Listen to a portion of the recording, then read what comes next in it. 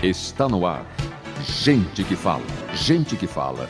Tem texto e direção geral do jornalista Fausto Camunha. Gente que fala. Reúne de segunda a sexta-feira formadores de opinião para discutir as principais notícias do dia. Gente que fala. Tem o selo de qualidade APCOM. Olá, olá, boa tarde. O programa Gente que Fala está começando ao vivo pela AltV, a TV da internet e também pelas redes sociais, Instagram, Facebook, nosso canal no YouTube, as imagens aí à sua disposição para você acompanhar essa nossa jornada de hoje até a 13h. Curta, comente, compartilhe a nossa transmissão, participe também pelo WhatsApp, sua interação é bastante legal, bastante importante. Faça aí as suas perguntas aos nossos entrevistados de hoje. 973350038 é o número, mais uma vez, para você. 973350038. Eu sou o Mauro Friesman, meio-dia em ponto, quinta-feira. E hoje, você sabe, nosso espaço aqui reservado para o Gente do MPD que Fala. Parceria nossa com o movimento do Ministério Público Democrático, o apoio da Câmara Brasileira de Diagnóstico Laboratorial e do escritório Nasser Rajab Advogados Associados. Então vamos colocar em campo aqui, vamos escalar os nossos entrevistados de hoje, que vão tratar dos temas propostos por aqui. Doutora Bianca Estela Azevedo Barroso, promotora de Justiça no Recife. Ela é coordenadora do Núcleo de Apoio à Mulher do Ministério Público de Pernambuco, membro auxiliar do Conselho Nacional e da Ouvidoria Nacional do Ministério Público. Tudo bem, promotora Bianca? Bem-vinda. Obrigado, Mauro. Muito obrigada pelo convite, pela essa oportunidade de participação. Queria deixar minha saudação também para meus colegas do programa de hoje, né? A professora Roberta, o professor Kleber, o doutor Fernando Otto, e que a gente tenha um programa bem proveitoso. Obrigado, promotora, pela presença mais uma vez com a gente, colaborando aqui com a nossa audiência. Também a Roberta Bock está aqui com a gente na bancada. Ela é professora, neuroeducadora, supervisora de ensino do Estado de São Paulo. Roberta, boa tarde, como você está? Boa tarde, estou bem. E mais uma vez, obrigada pelo convite de estar aqui hoje. É uma alegria e com essa equipe incrível. Acho que o debate hoje vai ficar muito bom. Muito obrigado pela presença também, Roberta. Fernando Lotto, publicitário, assessor executivo da Câmara Brasileira de Diagnóstico Laboratorial. Tudo bem, Fernando? Bem-vindo mais uma vez. Bom dia, Mauro. Bem, graças a Deus. Espero que os colegas e os telespectadores também estejam bem. Vamos lá, mais uma vez, vamos ajudar no debate.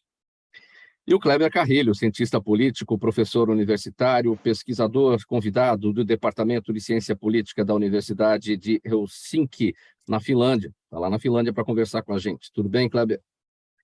Tudo bem, Mauro. É um prazer estar com vocês. Eu cumprimento também os colegas que vão fazer este programa conosco. É sempre um prazer estar aqui, né, para a gente conversar sobre o Brasil e sobre tudo aquilo que faz com que a gente tema ou tenha esperanças em relação ao futuro.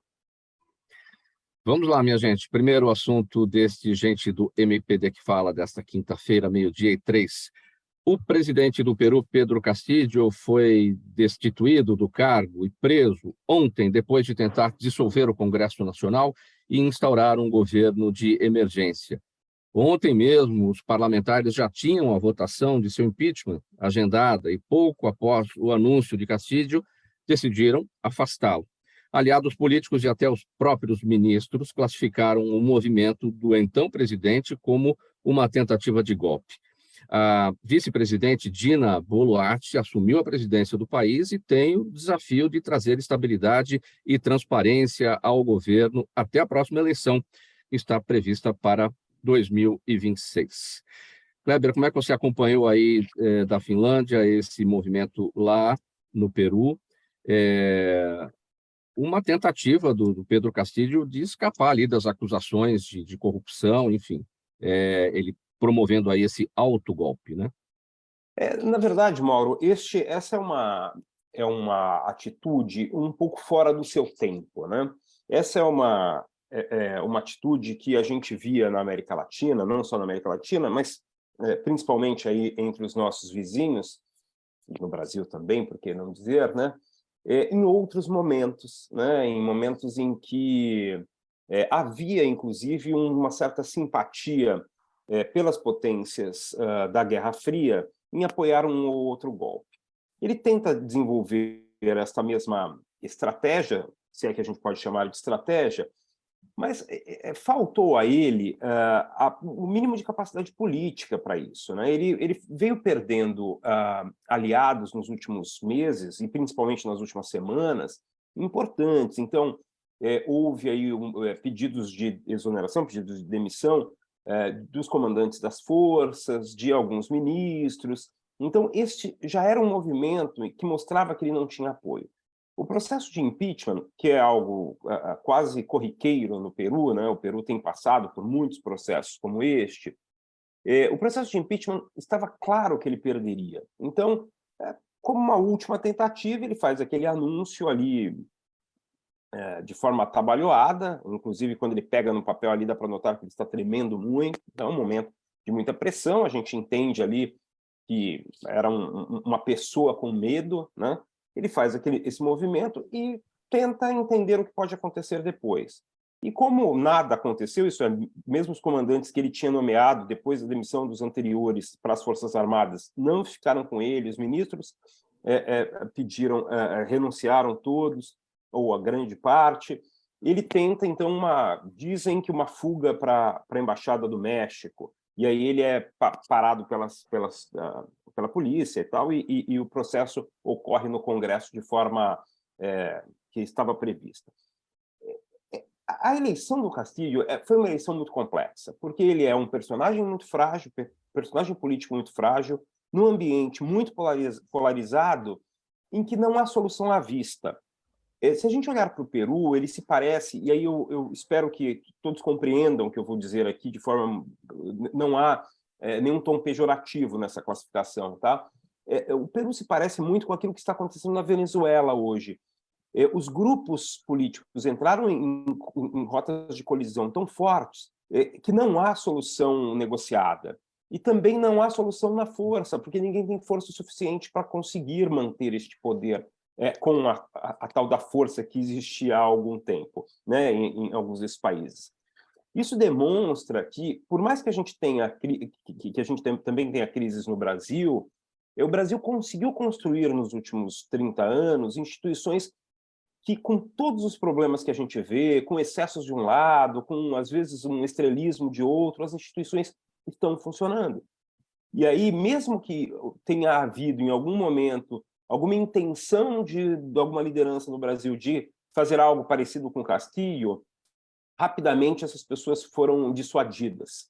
Então, assim, olhando para o Peru, minha preocupação, e não é o assunto de agora, mas minha preocupação é o futuro. O que é que vem, o que é que se resolve no Peru com a presidente? Acho que vai ser difícil conseguir uma concertação aí. Agora, a gente consegue fazer uma análise sobre quem é o político Castillo, porque um dos movimentos aqui no Brasil, com essa notícia da tentativa de autogolpe, foi as pessoas foram para a internet, as ferramentas de pesquisa nos mostram isso, tentar saber se ele é de esquerda, se ele é de direita. Ele é de esquerda, foi eleito por um partido de esquerda, mas ele tem um moralismo ali, e ele tem a pauta de costumes da direita conservadora, né? Como é que isso se encaixa?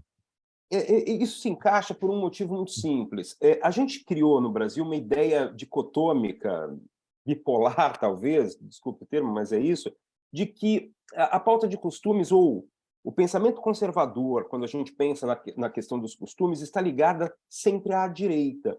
E isso não é verdade, até porque nós temos, historicamente, inclusive no Brasil, um pensamento conservador, quando a gente pensa nas questões de costumes, ligados também aos movimentos de esquerda. Quando a gente olha, por exemplo, para o Partido Comunista do Brasil dos anos 80, inclusive do início dos anos 90, presidido pelo João Amazonas, aquele processo que existia antes dessa aproximação com o PT, nós temos um conservadorismo muito forte em questões morais. Se a gente olha para a esquerda latino-americana, inclusive a esquerda revolucionária de Cuba, durante a Revolução, há uma preocupação moral muito grande aí e há um conservadorismo quando a gente pensa na questão moral. Então, não é que as coisas não se encaixam, elas se encaixam, mas nós criamos uma ideia um pouco rasa, uma discussão um pouco rasa, ao dizer que bandeiras identitárias, por exemplo, estão ligadas à esquerda, enquanto bandeiras ligadas a questões de costume estão ligadas à direita. Isso aconteceu nos últimos 10 anos no Brasil, principalmente, mas isso não é uma regra, e não é uma regra na história. Nós temos movimentos muito ligados a pautas identitárias, e aí eu vou entrar numa discussão que muita gente acha complexa, mas os movimentos identitários, os movimentos de liberdade individual são marca do liberalismo, né? Quando a gente pensa no socialismo que nasce no século XIX, ele não traz essa preocupação. Só da metade do século XX para cá que os movimentos de esquerda, ou a social-democracia, com as suas revisões todas, que integram essas questões identitárias, né?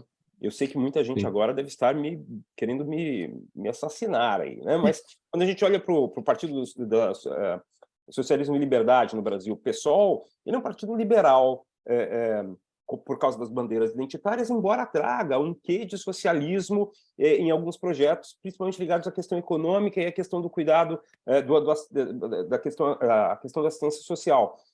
Mas ele é basicamente um partido com um pé ou com a alma no liberalismo. É estranho isso, mas é porque a gente deixou de analisar a história e fica analisando só os últimos anos aí. Promotora Bianca, seu olhar sobre esse nosso tema, tentativa de autogolpe lá no Peru por parte do presidente, ou agora ex-presidente, Pedro Castillo. Veja só, adoro o pessoal de ciência política falar, porque traz um conhecimento geopolítico muito interessante de local e dessa historicidade, né, que a gente não pode se desprender. Mas, inclusive, eu estou no mestrado em políticas públicas, que a gente aqui na UFPE está dentro do programa de ciência política, e a gente tem muita essa questão dessa base, principalmente trazendo sobre o foco constitucional por causa da minha área de direito. Mas ele chamou a atenção aqui para 2 aspectos. E aí eu pergunto, vocês estão me ouvindo bem? Sim. Então, tá, porque eu estou confundindo. Tem um ruído que acompanha a sua transmissão, mas me parece ser da sua conexão mesmo, mas a gente está te ouvindo. Da minha conexão está um pouco estável. Mas deixa eu comentar aqui o que ele falou. Eu fico muito impressionada com essa questão da divisão popular, não é? E que, assim, apesar de existir esse movimento do Congresso, não é, que acabou se mantendo e mantendo o poder, 80% da população não aprova o Congresso. Quer dizer, você pensa para uma situação que gera uma estabilidade, gera uma estabilidade popular que não tem. Né? E, do outro lado, a popularidade do ex-presidente também é baixa.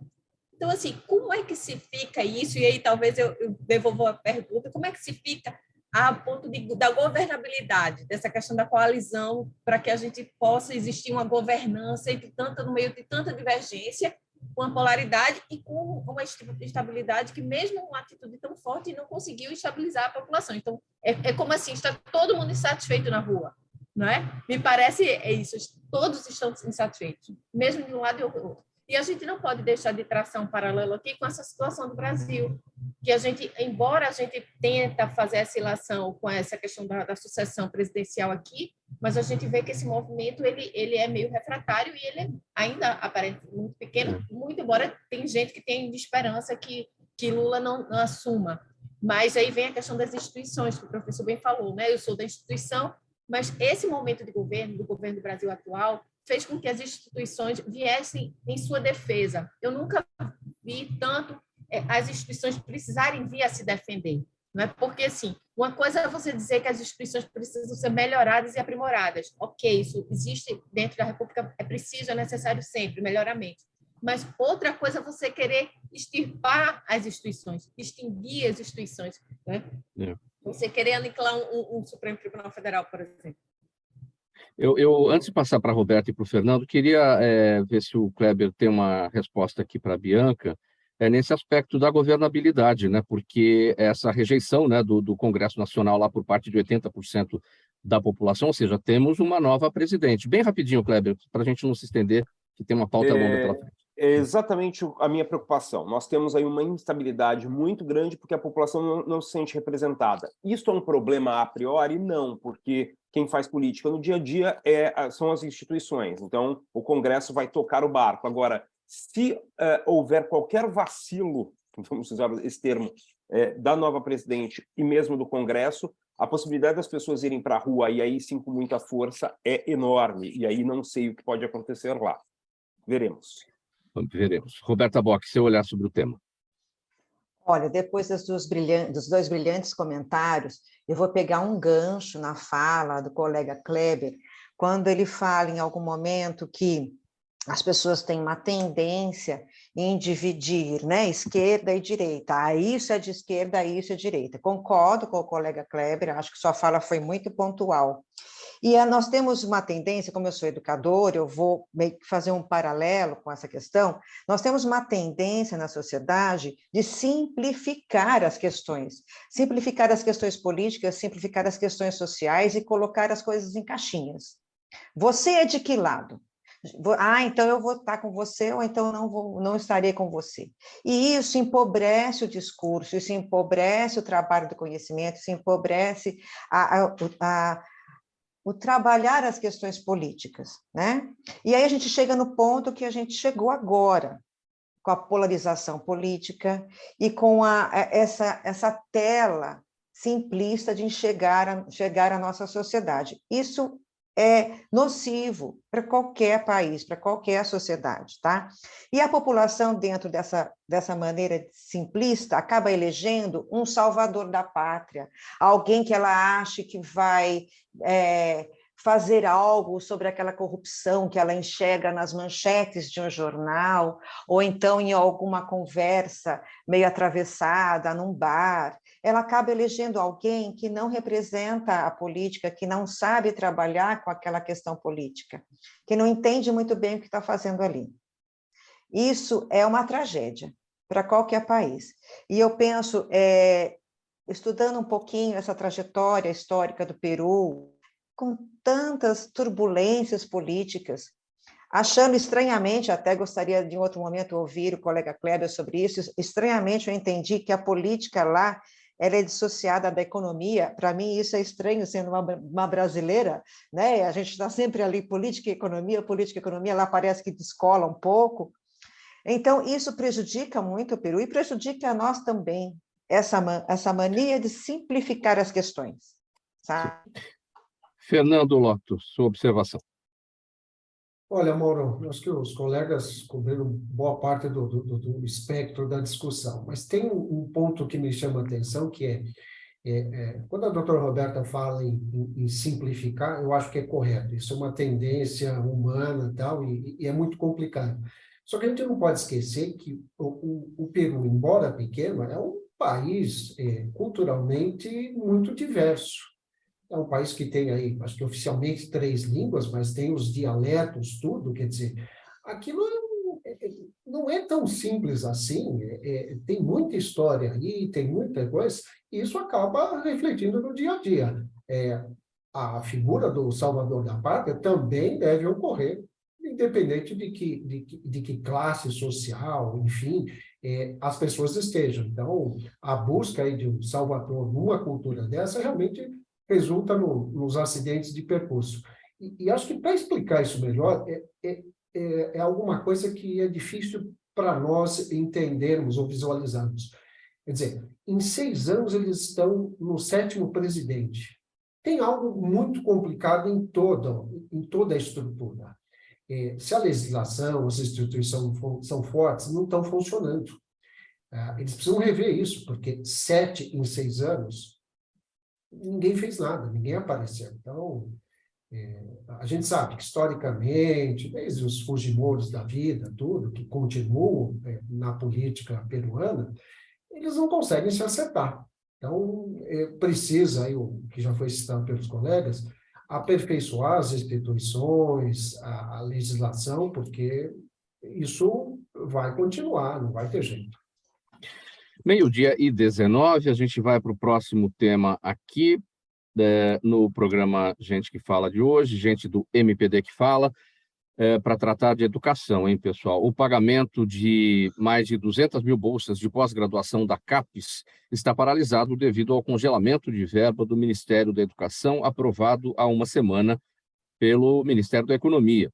Segundo nota do órgão, responsável pelo fomento, regulação e avaliação da pós-graduação brasileira, a autorização para desembolsos financeiros durante o mês de dezembro foi zerada, o que retirou a capacidade de desembolso de todo e qualquer valor, ainda que previamente empenhado e liquidado, e dificultou a realização de atividades cotidianas dos alunos, como comprar comida e pagar por transporte. Roberta, a educação cada vez mais no fundo do poço, né? Pois é, pois é. Então, vamos pensar um pouco. Houve realmente, e isso que eu vou falar aqui, eu não tenho nenhum viés partidário, sabe? Eu quero deixar isso bem claro. Durante esse governo que está terminando, houve claramente um desmonte da educação, né? Principalmente da educação pública. Nós sabemos há muito tempo, muito forte do ensino privado, das universidades privadas, isso é sabido, né? E a universidade pública, é preciso deixar claro que é o local onde se faz pesquisa de ponta, e nós precisamos de pesquisa nas diversas áreas para crescer até economicamente, correto? Então, nesses últimos anos, a universidade pública foi vista como um local de um ensino enviesado, de um ensino de esquerda, de um ensino... Vamos cair novamente naquilo que o colega Kleber falou, de um ensino que não estava adequado ao pensamento dominante da época. Então, parece que existiu um movimento para sufocar essa universidade pública. E esse movimento chegou agora num nó que não tem mais como desatar nesse final de ano. Não tem dinheiro para bandejão, não tem dinheiro para luz, não tem dinheiro para pagar a internet, e não tem dinheiro para as bolsas.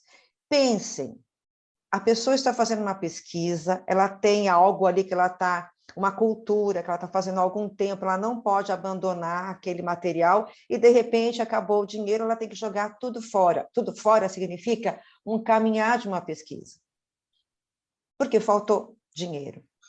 E aí, esse dinheiro foi para onde? Qual era a prioridade?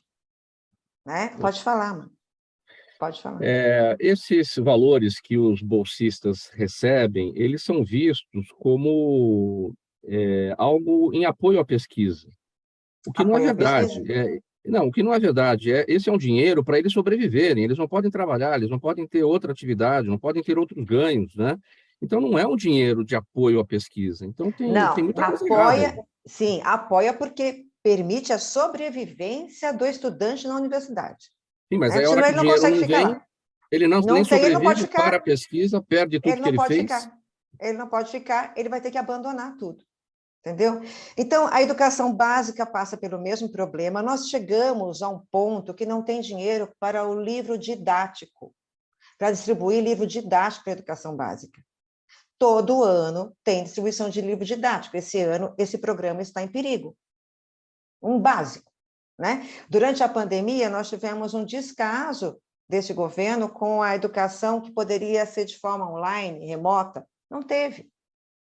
Não tinha internet, não tinha nada. Então, ele foi desmontando dentro daquele princípio que ele achava que a universidade pública não era um local adequado para que as ideias do governo florescessem, né? Então, existe uma discussão muito forte na educação pública de muito tempo que fala que existe muita verba e a verba não é usada corretamente. Isso não está certo. A verba sempre precisou ser acrescida, a verba sempre precisou ser mais robusta. E agora que ela acabou de vez, sinceramente, é o caos. Um país que não tem uma educação forte, tem uma economia frágil, uma população que não se desenvolve adequadamente e mais pobreza. Quem pode falar, Fernando, Kleber ou Bianca, no sentido do seguinte, vocês já participaram de pesquisas, enfim, existe um prazo final, né, para apresentação dos resultados, a defesa da tese, enfim. Quando acontece uma situação como essa, o tempo não para, ou seja, as pessoas não podem seguir nas suas pesquisas, não têm dinheiro para o seu sustento, mas o prazo está correndo. Como é que fica essa situação? Vocês já enfrentaram esse aperto de entrega de resultado? Quem pode falar? Olha, Mauro, eu pessoalmente não tive este problema quando fiz nem mestrado nem doutorado, mas assim, tem uma questão importante que em nenhum momento, eu acho que o atual governo, e assim, vamos pensar que não é só o atual governo, mas o atual governo aprofundou isso, viu o pesquisador como alguém que produz conhecimento e, consequentemente, valor econômico, no final das contas, para o país. Porque é algo assim de... se ele está pesquisando, então, ok, é uma coisa acessória, não é algo importante, não é... Agora, existem pesquisas, e é interessante como o atual governo, como disse a professora Roberta, acha que o problema são as ideias que estão nas universidades, né? Então, eu quero deixar de bancar os projetos ou de financiar os projetos de pesquisa ligados às humanidades, né, às ciências sociais. Só que nessa esteira, você tem inúmeras outras questões. Então, além de ser condenável o trabalho, a tentativa de paralisar as universidades e a pesquisa, a estratégia é burra, porque, no final das contas, leva o país a, inclusive, paralisar pesquisas que são pesquisas na área de tecnologia, na área de saúde, que são fundamentais e na área de sustentabilidade, né, uma outra coisa fundamental para a gente entender a economia das próximas décadas, participar do processo do processo econômico nas próximas décadas. Porque a minha visão, às vezes, é que assim, o Brasil optou por ser um país que vende commodity agrícola, ponto. Então, a gente vende soja, vende boi, vende agrícola e pecuária, né? Vende boi, vende soja e ok. Agora, no momento em que a África começar a produzir mais, porque estão desenvolvendo tecnologias para que haja produção agrícola e pecuária de ponta na África, né, e os chineses estão investindo nisso, vai sobrar o quê para o Brasil? Sim. Essas são as perguntas que a gente tem que fazer também. E dentro dessa estratégia burra, como diz o Kleber, né, promotora Bianca, tem aquele olhar, não, vamos deixar por conta da universidade particular. A universidade particular, algumas investem em pesquisa, mas não é o objetivo, eles não colocam dinheiro a fundo perdido, né? As universidades privadas querem lucro, não colocam dinheiro em pesquisa a fundo perdido, então não dá para deixar na mão deles. É uma atitude extremamente excludente, né? Em vez de ser inclusiva, ela é excludente e ela é um incremento da desigualdade social. Então, assim, esse fôlego que a universidade pública tem de trazer um pouco, diminuir esse abismo que a gente vive de desigualdade, a gente precisa entender que a gente precisa que a universidade pública fomente, e a gente vem todo com aquele sistema de cotas e ações afirmativas, porque a gente precisa trabalhar trazer um pouquinho esse abismo para perto. Então, essa função que a universidade pública tem, a partir do momento que existe uma política de corte de verbas, você vai aumentar o abismo, você vai excluir as pessoas, você impacta todo o desenvolvimento de uma sociedade em razão disso, né? Outra coisa que eu chamo a atenção é que, por incrível que pareça, esse movimento de suspensão de cortes, de não pagamento de fornecedores, ele é uma praxe na política brasileira no sentido da sucessão.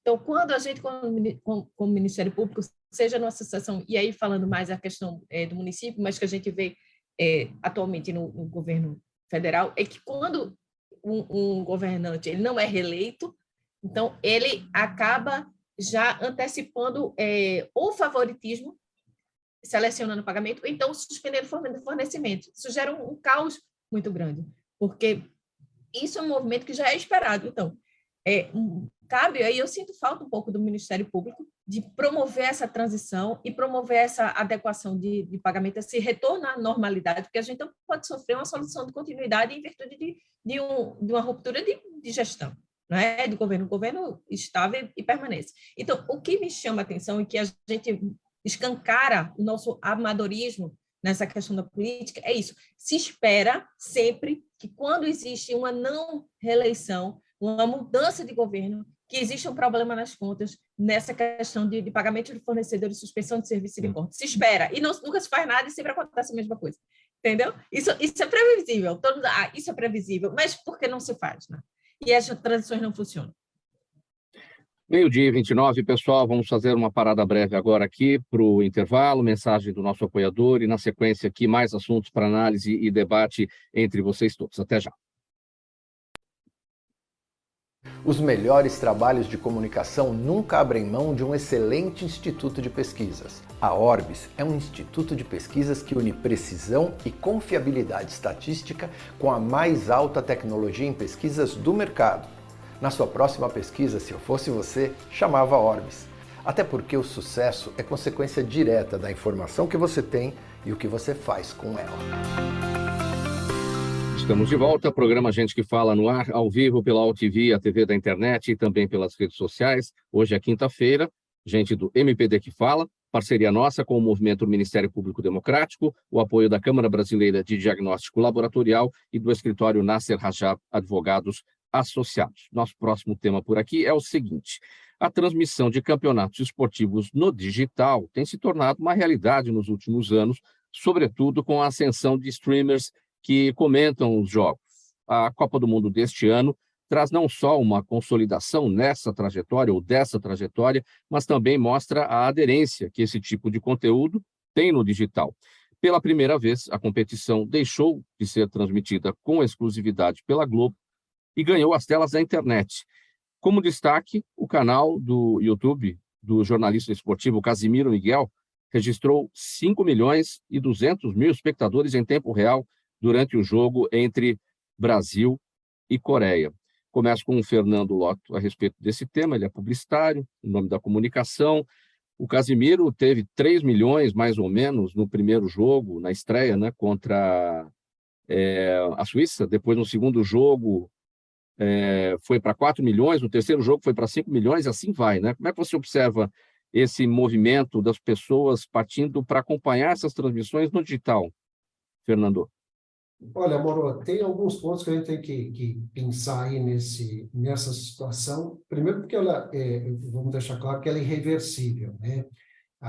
O fato de você procurar um grupo com o qual você se identifica e poder se reunir para assistir um jogo é um desejo comum.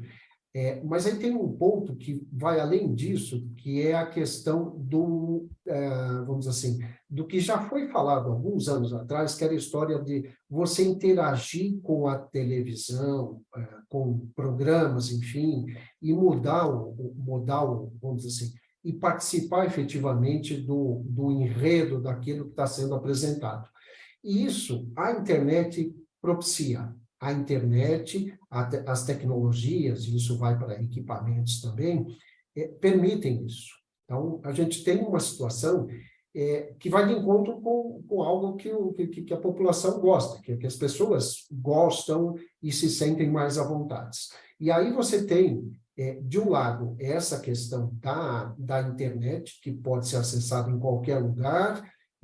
Hoje, o 5G avançando no país já abre aí um leque de opções ainda maior. Você tem a facilidade de você se conectar e acessar as coisas pela internet. E aí vem os dados que você comentou, quer dizer, a transmissão nesse formato, que é um formato pela internet, por plataformas já bastante conhecidas, ele está ganhando adesão jogo a jogo. Então, não me surpreenderia que isso continue até o final da Copa, sem sombra de dúvidas. Agora, tem o outro lado, que isso não é uma questão de apenas um jogo de futebol. A gente já está vendo aí que muitos telejornais perdem para plataformas digitais. Então, a televisão, tal qual como foi criada e mantida ao longo do tempo, ela não consegue se ajustar ao que é a televisão pela internet. Isso é bom por parte dos telespectadores, os interessados, que têm uma oferta maior, e também do lado dos anunciantes. A gente tem que imaginar o seguinte: lá na ponta, seja o sistema convencional, seja o sistema digital, você tem anunciantes. E o retorno, que eu digo, para o anunciante, para aquele que quer fazer um investimento, ele é mais fácil de se dimensionar, de se ajustar no meio digital. Então, até isso corrobora com essa tendência. E isso realmente é algo que vai acontecer. Então, hoje, a internet já roubou parte do lazer que pertencia à TV e vai continuar nessa mesma toada. Só que aí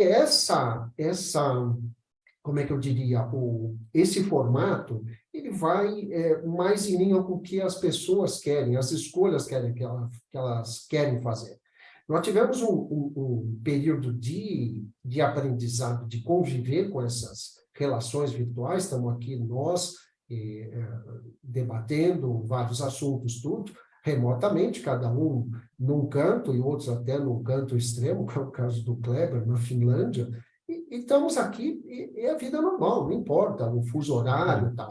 E isso é importante, porque eu posso escolher com quem eu quero estar, e mais do que isso, eu posso me expressar, que é uma coisa que a TV nunca vai te dar. Você pode xingar o cara lá na hora. Você está assistindo alguma coisa, e se a transmissão, o streaming for ao vivo, você tem como se manifestar. E aí a coisa é muito diferente. E as pessoas estão gostando desse formato. Sem considerar que você tem não só a escolha de o que você vai ver, mas você tem mais escolhas, porque você coloca, vamos pegar um caso específico da Copa, que é esse caso. Você coloca vários comentaristas, e eles não precisam estar no mesmo estúdio, no mesmo momento. Então, o cara fala, você gosta, não gosta, mas você tem uma coisa mais pluralizada. E, além do que, a televisão não te permite algumas coisas. Eu vou agora falar um caso pessoal. Eu não gosto daquele locutor que vocês conhecem na TV. E aí, ele já ficou famoso por falar besteira, enfim, virou meme aí na internet há alguns anos. Eu não gosto. Se eu estiver acompanhando pela TV, eu desligo o som, porque eu não aguento o cara. E também não aguento o festival de abobrinha que os locutores que estão ao lado dele falam. Então, eu acho que essa fórmula aí, ela cresce, ela é boa para todos e vai continuar. É irreversível, Mauro. É irreversível, e também no sentido do seguinte, não é, Kleber? É curioso, porque o próprio aparelho de TV é que permitiu isso, por conta do advento da Smart TV, ou seja, instalar o aplicativo do YouTube, né, para você, na própria tela da TV, acessar os conteúdos que vão brigar com aquilo que a TV já faz tradicionalmente, né, Kleber? Você sabe, Mauro, que eu estava aqui ouvindo o Fernando e pensando, quando eu era muito pequeno, lá, meus 9, 10 anos, a internet estava nascendo, ainda não a web, mas a internet como ideia já estava nascendo, e algumas previsões diziam, vai ter um dia em que você vai falar direto com quem estará na TV. Né? E a gente pensava nisso, como é que seria possível a gente conversar com quem está na TV? Claro, tinha o telefone do Bozo lá, né, que dava para a gente ligar, mas não era isso, eu podia conversar com quem estava na TV ao vivo. E no final das contas não era a TV, né? Era esse movimento que veio da internet e tomou conta da Smart TV. Também outra coisa que eu estava pensando aqui é que a Finlândia nunca foi a uma Copa, tentou dessa vez, foi a repescagem e não foi de novo. E aqui a transmissão, ela não tem quase nenhuma importância. Para você ver, quem transmite aqui são 2 canais de TV, eles alternam, e num deles, que é o canal 2 da Yle, que é a TV estatal, eles não têm locução. Então você fica com som ambiente e vendo as imagens do jogo, para você ver como não tem nenhuma importância. Tem lá um comercial ou outro no intervalo do jogo, mas não tem grande importância. E aí, às vezes eu coloco para ouvir os jogos que não são do Brasil e tal, porque aí eu ouço a torcida comemorando e dou uma olhada na TV para ver se houve gol, né? Assim, mas não tem a importância que tem o futebol no Brasil. Além do que, o mercado é muito menor aqui. E aqui eles são apaixonados por hóquei, né? Outra história, outra maneira de ver o esporte e tudo mais. E eu tenho acompanhado a Copa. O problema é que tem profissionais do direito aqui, né? Vou ter que... Eu tenho acompanhado a Copa de maneira um pouco irregular. Solta o verbo, Pedro. Eu tenho acompanhado a Copa de maneira irregular. Eu consegui uma IPTV, não sei se vocês sabem o que é isso, são aqueles aplicativos que dá para transmitir TVs de vários lugares. Olha, estou vendo a cara da promotora ali. Eu não volto mais para o Brasil. E aí, o que aconteceu? A minha casa virou um polo de brasileiros, porque... Você está em outra jurisdição. Professor, você está em outra jurisdição. Então tá bom, ok. Não me manda uma carta rogatória, isso? Rogatória para pedir a minha... Isso. Então, por favor, hein? E aí, minha casa virou... Em pouco tempo que a gente está aqui, a gente conheceu alguns brasileiros, principalmente da universidade, e a minha casa virou a nossa casa virou um ponto de concentração. Então, no jogo contra a Coreia, que foi na sexta-feira, contra a Coreia, não, contra Camarões, que a gente perdeu, que foi na sexta-feira, estava lotada a casa. Inclusive, um dos vizinhos, um sueco vizinho, me falou: olha, eu fiquei sabendo o resultado do jogo pelas manifestações da sua casa. O que é interessante é que a gente conseguiu, e o vice-Fernando foi muito bem, atingir aquela ideia da cauda longa, né, de conseguir chegar naquele consumidor-alvo de forma muito competente. Então, alguns publicitários mais velhos ou mais envelhecidos estão com preguiça, dizendo, pô, era tão mais fácil comprar ali o comercial de 30 segundos da Globo, agora eu preciso comprar aquele lugar específico para fazer o meu comercial, para chegar no meu público. Essa é a vida. Na publicidade de produtos e na política. Então, vale a pena a gente pegar esse exemplo, inclusive para pensar no futuro da comunicação política. Quantas horas de diferença mesmo? 7 horas, né, entre agora, Brasil e a agora Finlândia? 5. Já chega a 6, mas agora são 5 somente. Então, amanhã, 5 da tarde, Brasil e... Nossa, fugiu. Brasil que o Brasil vai jogar? E Croácia. Também já tem gente chegando aqui. Inclusive, hoje já um amigo finlandês já falou, e aí, vai ter de novo? E agora, inclusive, os finlandeses estão vendo que é divertido acompanhar jogo com brasileiros. Faltando 19 minutos para 1 da tarde, vamos sair do futebol e voltar aqui para a política, porque o plenário do Supremo Tribunal Federal começou a julgar ontem o destino das emendas do relator, conhecidas como orçamento secreto. A sessão contou com a defesa do mecanismo pelo governo Jair Bolsonaro, representado pela Advocacia Geral da União e pela Procuradoria-Geral da República, que criticou o uso da corte como palco político. A votação será iniciada na próxima quarta-feira, dia 14, na penúltima sessão de julgamento antes do recesso do Judiciário, com o voto da ministra Rosa Weber, relatora do processo. Promotora Bianca, então vamos para a análise desse assunto, né? Vamos ver se vai ser constitucional ou inconstitucional, mas a questão é a imoralidade, né, do orçamento secreto, e não existe meio secreto, ou é ou não é, né? Enfim, não tem, é imoral, essa é a palavra. Mauro, sobre essa questão do orçamento secreto, tem tantas considerações para falar que fica difícil escolher uma delas, mas eu vou escolher a transparência, né? Porque a transparência foi uma conquista e eu acho muito engraçado que a gente consiga assistir o retorno, o retrocesso de algumas conquistas de uma forma pacífica, como se não significasse nada, e quantas pessoas batalharam ali para que a gente tivesse essa relação de transparência, de eficiência, de eficácia, isso dentro do texto da Constituição.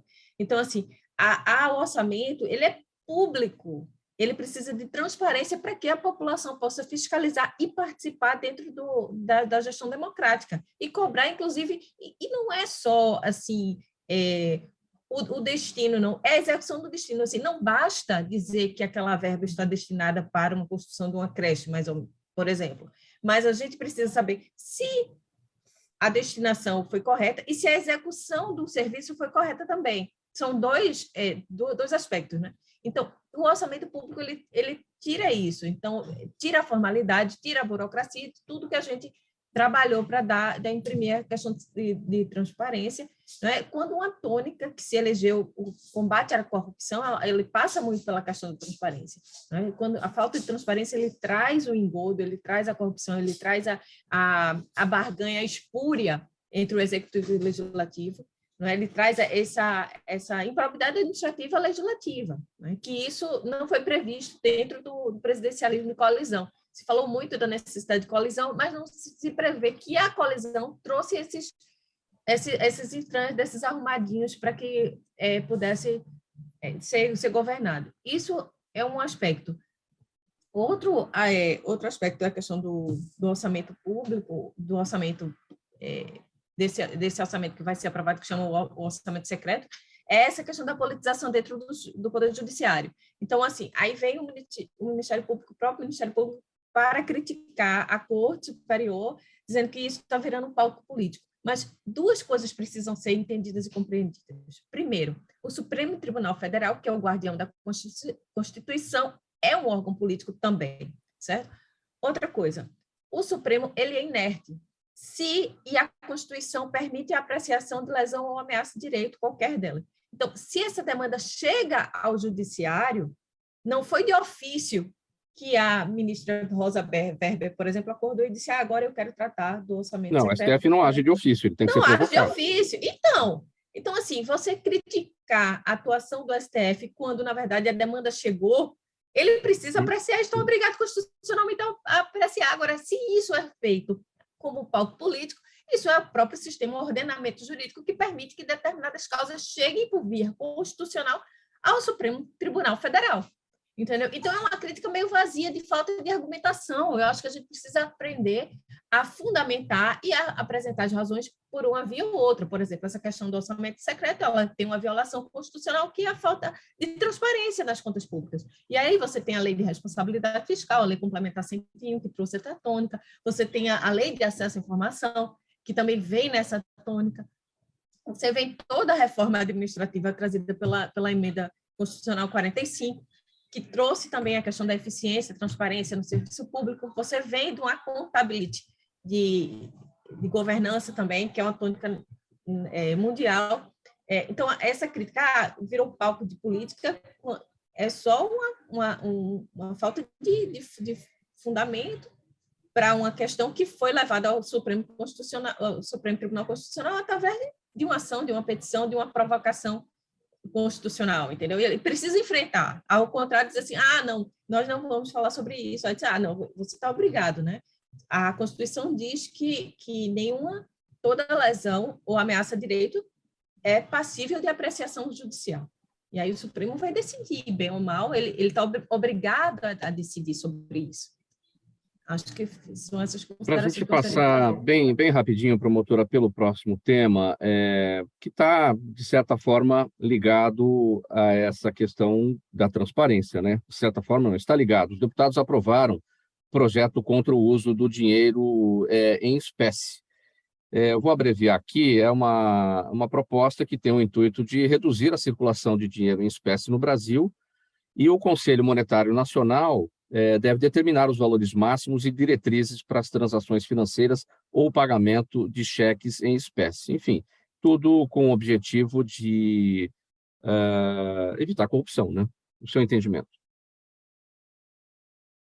Promotora. Essa questão da circulação realmente é mais controlável as vias de instituições financeiras, mas acho que o país, e realmente essa parte da economia, circulação de moeda, envolvimento do Banco Central, eu não tenho assim, aprofundado conhecimento sobre essa causa do ponto de vista de economia, mas pela população brasileira, a pobreza que a gente vive, é muito difícil você exigir da população mais pobre o acesso a determinados controles financeiros, como cartão de crédito, como criptomoeda, como um PIX, né, para a população de baixa renda. Então, acho que tem que ser uma questão muito progressiva, e isso está muito ligado também à educação, a você saber tratar dessas formas, você saber tratar com a segurança financeira das relações. eu acho que a gente ainda precisa amadurecer muito, porque eu acho que isso também é uma prática de exclusão, sabe? É uma prática de exclusão que não favorece a um país tão desigual como o Brasil. Roberta, você comenta esse tema e a gente vai aqui em seguida para as perguntas da audiência? Sim, claro. Voltando à questão do orçamento secreto, né? Olha aí, um dos ralos do dinheiro público, né? Então, esse dinheiro público deixou de ir para áreas como educação, saúde, em época de pandemia e tantas outras áreas. E por quê? Por que se fortaleceu tanto esse orçamento secreto? Vocês podem falar, não, mas já existia de alguma forma. Por que agora ficou tão forte? Porque a gente viveu um governo muito fraco, um governo que precisava de uma moeda de troca muito forte para se manter, para espantar possíveis processos de impeachment, né? Então, tudo isso foi enfraquecendo de alguma forma que ele precisava se segurar em algo financeiro. E essas emendas, elas vão para deputados, para senadores, assim, aleatoriamente, não tem critério, não tem transparência, não tem nada.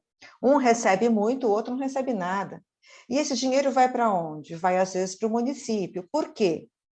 Porque é no município que você ganha a eleição presidencial, né? É na rua asfaltada, é na ambulância, tudo isso. Então, eu volto à questão para as nossas áreas. Esse dinheiro poderia estar, por exemplo, na área da educação, e agora não estaríamos passando por esse problema que estamos passando tão grave.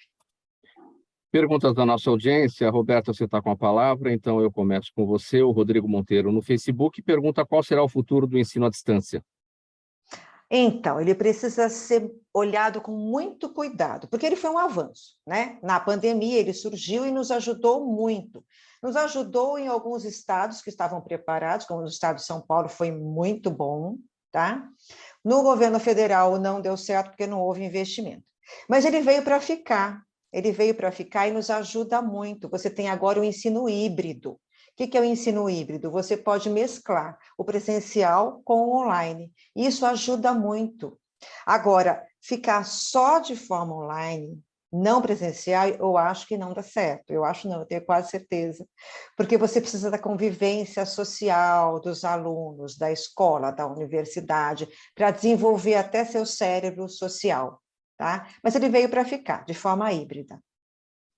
Adriana Vogel, no Instagram. Obrigado, Adriana, pela participação. Fernando Lotto, ela te pergunta quais podem ser os efeitos imediatos dos cortes feitos pelo governo no orçamento da saúde. Olha, Mauro, os cortes imediatos possivelmente não devem ser sentidos na hora, mas qualquer corte, ele vai causar problema lá na frente. Então, a mesma situação aí da questão do pagamento de pesquisadores, enfim, de gente que está trabalhando em pesquisa, quando você para uma coisa, você não recupera lá na frente. Então, precisa tomar muito cuidado com isso, porque se você faz uma coisa pontual e que não é essencial, mas em saúde as coisas estão interligadas. Você não pode interromper uma coisa porque vai afetar lá na outra ponta algo. Fazendo a coisa muito simples, quer dizer, se você faz um diagnóstico e não dá sequência no tratamento, você não vai conseguir saúde, que é o que você procura. E Claro. Também tem o contrário, se você cortou lá e o sujeito está em tratamento, ele não vai conseguir fazer o final. Então, não dá para imaginar que qualquer corte não produz um efeito negativo. Produz efeito negativo. A não ser que você comece a ajustar antes de fazer o corte. Vamos começar a revisar, vamos começar a priorizar tudo, mas corte é corte. E corte em saúde quer dizer, cortou na carne, não tem jeito. Essa é a expressão. Vai afetar sim. Kleber Carrilho, com a gente aqui, o seu Jaime do Jardim Bonfilholi, todos os dias aqui participando com a gente. Ele te pergunta se há componentes sociais e racistas na expansão da direita a nível mundial, inclusive na Escandinávia. Sim, muito, muito. Inclusive, no dia 6 de dezembro, terça-feira, além de ser meu aniversário, é feriado aqui, 105 anos da independência da Finlândia. E o que eu vi nas ruas, principalmente, foram manifestações da extrema-direita, né? Pequenas, mas presentes. Isso é um fenômeno que está acontecendo principalmente a partir de uma ideia de defesa cultural e de defesa de fronteiras. Isso é muito complexo aqui, porque os países não são tão tranquilos em relação aos seus vizinhos quanto o Brasil, e também porque há uma percepção, e aí não vamos entrar numa discussão mais profunda, por parte de um pedaço da sociedade, de que há uma invasão em alguns países de pessoas que não têm os mesmos valores culturais que formam essa população. Então, é uma discussão muito profunda, muito complexa, inclusive entre países da própria Europa, quando a gente vê o deslocamento entre pessoas dentro da própria Europa, isso tem acontecido muito. Aqui, mas também na Europa Central e também um pouco mais para o oeste, tanto na Espanha quanto em Portugal. Isso é muito complexo e a gente vai ter que encarar estes fenômenos nos próximos anos e nas próximas décadas. Promotora Bianca, a pergunta da Daniela Neves, ela está no YouTube. O que pode ou deve acontecer com o vereador que beijou à força uma colega durante a sessão plenária de ontem na Câmara Municipal de Florianópolis? É a vereadora Carla Aires, do PT, ela participava da sessão, né, ontem, quarta-feira, dia 7, discutiu um projeto de lei com o vereador Marquinhos da Silva, do PSC. E aí ela foi abordada pelo vereador. Já recebi esse vídeo. Já recebi esse vídeo, boa. A gente está nesse conhecimento agora da violência política contra a mulher, né? Esse assédio da mulher no espaço de poder, que isso tudo é uma forma de afugentar a mulher do espaço e dizer que o lugar dela não é aqui. É um movimento intimidatório que existe. Então, o que acontece, nesse caso, certamente é o Ministério Público Federal que detém essa delegação da atuação da Justiça Eleitoral, mas no caso do município, muitas vezes ele é delegado ao promotor de justiça da comarca, que faz às vezes do promotor eleitoral. Então, isso deve se instaurar uma investigação ou uma representação eleitoral direta ao juiz eleitoral e que pode acarretar a suspensão da atividade do vereador, né? Pode acarretar pagamento de multa, pode acarretar uma condenação e também do ponto de vista do decoro parlamentar, né? Dentro do regimento interno da Câmara. O regimento interno da Câmara deve prever, cada Câmara de Vereadores tem o seu regimento interno, deve prever quais são os atos que violam a ética e o decoro parlamentar. E certamente um assédio a uma colega dentro do ambiente da Câmara não pode ser considerada de imunidade parlamentar.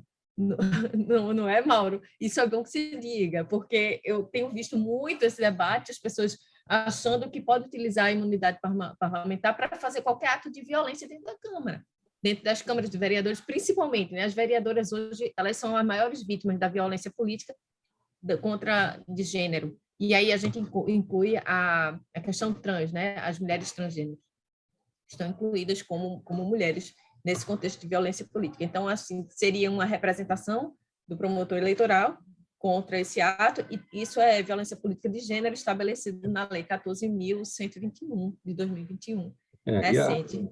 E a demora, né, como essas punições ocorrem e quando ocorrem, aí tem a defesa, não era bem isso, né?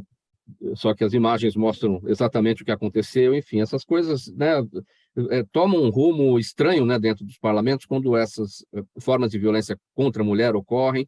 A punição é muito demorada e não vem como deveria vir, né? Mas você compreende que isso é uma forma de que as mulheres não se sintam confortáveis de entrar naquela ambiência, naquela arena política. Então, assim, existe esse movimento de tornar o constrangimento, assim, você não é bem-vinda aqui e a gente vai fazer qualquer coisa para que você diga, não, é melhor que eu não chegue. Né? Isso muda muita coisa. Despedidas, pessoal. Promotora Bianca, 5 segundos para sua mensagem final. Nossa, muito obrigada novamente, Mauro. Queria agradecer a participação, né, do professor Fernando, da Roberta, da Kleber, do professor Kleber aí da Finlândia, que eu adoro a ciência política. Um dia, quando eu crescer, quem sabe, eu chego no nível de ser cientista política. Mas agradecendo em nome do Ministério Público Democrático também a participação de todos e vamos esperar os próximos programas aí. Muito obrigada. Bem, obrigado, promotora. Bem rapidinho, Roberta, a sua despedida. Ai, muito obrigada por estar aqui, a discussão foi incrível, obrigada aos colegas, a todos que nos acompanharam, obrigada mais uma vez pelo convite, amei. Fernando Lotto, sua vez, rapidinho. Mauro, eu só tenho a agradecer aí a participação, o convite, a participação aí dos colegas, acho que foi uma discussão interessante. O tempo nunca dá assim, para cobrir como deveria, mas a discussão e pontos de vistas são importantes e acho que a gente cumpre o nosso dever aqui. Obrigado a todos. Kleber Carrilho, sua despedida. Muito obrigado, Mauro, pelo convite. Doutora Bianca, quem trabalha com as instituições trabalha com a ciência da política, então não há problemas. Já cresceu e já trabalha com isso. Um abraço a todos, é um prazer sempre estar com vocês. Até mais. Pessoal, muito obrigado pela presença de todos nessa edição do programa Gente que Fala, de quinta-feira. É sempre o Gente do MPD que Fala, parceria nossa com o Movimento Ministério Público Democrático e o apoio da Câmara Brasileira de Diagnóstico Laboratorial, além do escritório Nasser Rajab Advogados Associados. Participaram com a gente hoje a promotora de Justiça no Recife, doutora Bianca Estela Azevedo Barroso, a professora e neuroeducadora Roberta Bock, supervisora de ensino do Estado de São Paulo, o Fernando Lotto, assessor executivo da CBDL, e o cientista político, professor universitário Kleber Carrilho, pesquisador convidado do Departamento de Ciência Política da Universidade de Helsinki, na Finlândia. Programa Gente que Fala, realização da ABCOM, na técnica da UTV, o Sérgio Oliveira. Sérgio, valeu aí por hoje. Apresentação minha, Mauro Friesman, pauta e redação Pedro Schiavon, Zenilda Salvato, nossa diretora de produção, jornalista Fausto Camunha, nosso diretor-geral, na UTV, a direção-geral do Alberto Luchetti, e você aí do outro lado, espectador, internauta, a razão da nossa presença aqui todos os dias. 1h, 1 minuto, a gente volta a se falar amanhã a partir do meio-dia, ao vivo aqui pela UTV e pelas redes sociais. Um abraço, tchau.